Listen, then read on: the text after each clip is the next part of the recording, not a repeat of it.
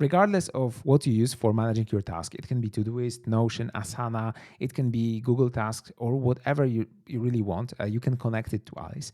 And Alice is connected to my Todoist and also for my team's Todoist. So for example, I can press / and search for a to-do.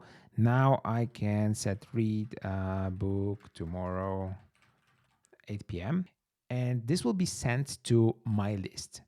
It's waiting for the response, and I have this read a book scheduled for tomorrow 2000. So that's great. And to be honest, I could just open Todoist and put it in here, right, as a task. Well, maybe, but from Alice, I can also specify a project. I can also specify some details about the dates. But what's really cool is that from Alice, I can also send tasks to my teammates. And this is not that easy from the app. So I can specify that I want this specific task to be done by, for example, John, by the end of the month or something like this.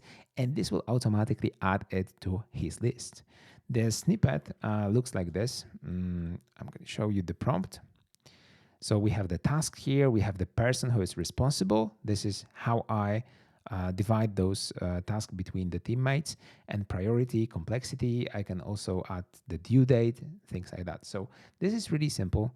And then it goes to a scenario that looks similar to that one. It's much more complicated, but only because I have a lot more bubbles from Todoist, so that it just sends it to the specific teammate. So every teammate has its own Todoist bubble and a webhook response. That's why my original scenario is much more complicated, but this is super straightforward. So I basically switch the teammates here.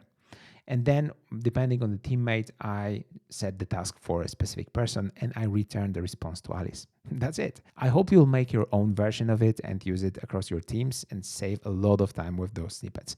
See you in the next one.